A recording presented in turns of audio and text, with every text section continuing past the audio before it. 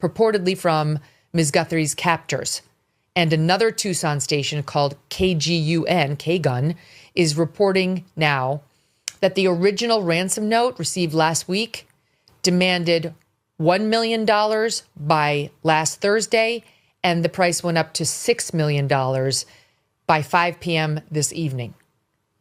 The threat, either implicit or explicit, no one's sharing exactly what else the note said, is that if they don't get this $6 million by 5 p.m. tonight, Nancy Guthrie will be killed, because their original note that had the $1 and $6 million demands, we are told, said she was okay, said they had her.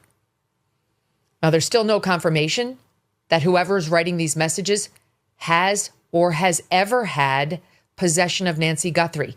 None whatsoever. There's been no proof of life or even captivity. None. Notwithstanding that, Savannah and her siblings, Annie and Cameron, did put out a new video Saturday night, which we now know was in response to the second note, the contents of which no one's really sharing. I mean, it didn't go out loud. The first one went to TMZ and two others. The second note, which we know virtually nothing about, went only to the one station. And it said virtually nothing. I mean, not that it said virtually nothing. We know virtually nothing about what it said, other than it tried to convince the media and ultimately the Guthries that it was being written by the same person who wrote the first note, which was a ransom note. We're told that note number 2 wasn't technically a ransom note. But again, we know almost nothing else about it. But we are now being told that this video I'm about to show you from the 3 siblings was a direct response to note number 2. Watch. We beg you now to return our mother to us so that we can celebrate with her. This is the only way we will have peace. This is very valuable to us, and we will pay. I think we cut off the first line of that where she said, we heard you and we understand. In her note, she made clear that they had received the second note. Though, again, they're not sending these to the family. They're sending them to the media. We're going to break down what's to glean from that with our law enforcement analyst later in the show. It's very interesting she used the word celebrate with her. I mean, I think any Christian knows that's, in this context, could very well be a reference to a celebration of life that you might have after someone has passed. The whole tone of it sounded to me more like an acceptance that perhaps their mom is gone and that they will pay to receive her remains. That's just my own take on it. I could be totally wrong on that, but so we can celebrate with her. I mean, it's such an odd word if they're really like, no one thinks that if Nancy Guthrie is returned, there's going to be a massive celebration. We're going to celebrate. I mean, like that's clearly not what she meant. The graveness of her manner and that of her brother and sister, I mean, completely appropriately grave in that message and in their look and their tone and in what they said, to me was telegraphing, we know she's no longer alive, but we want her back. We want her remains. We want to give her a proper burial. We want to have a celebration of life. That's how I read it, but we'll ask our experts in just a bit. Over the weekend on Friday, there was a lot of activity in this case. On Friday night, authorities took possession of Nancy's blue Subaru from her garage.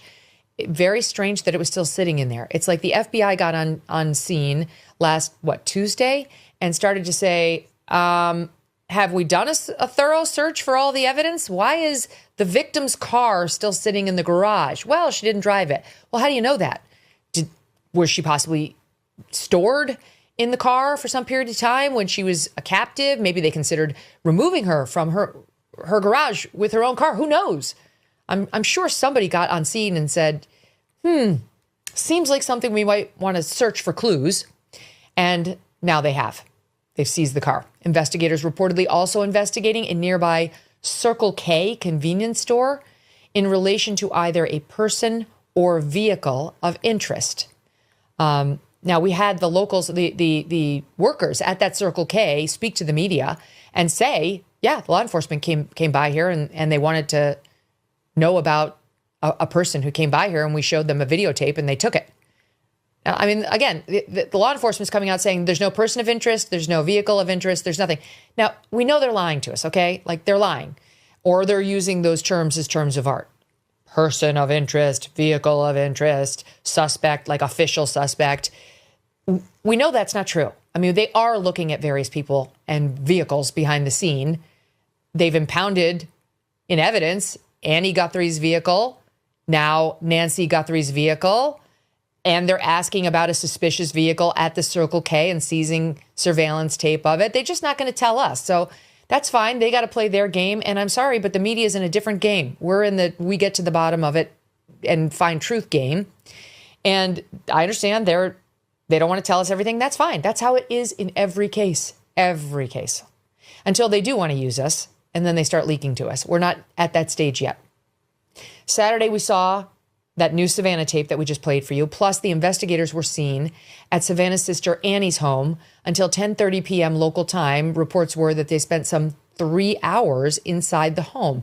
Now, why would they go there in the evening when it's mostly dark? I mean, it's all dark, 7:30 to 10:30 this time of year, rather than going during the day when it's easier to see.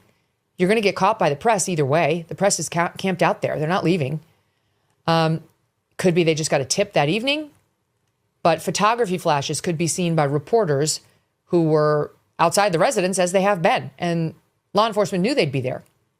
Yesterday, we saw law enforcement conduct a grid search and look into what appeared to be a manhole near Nancy's home. Like a large, picture a manhole removed, and then you just see this perfect circular opening into the earth. And there's been some debate about whether it was a septic tank, although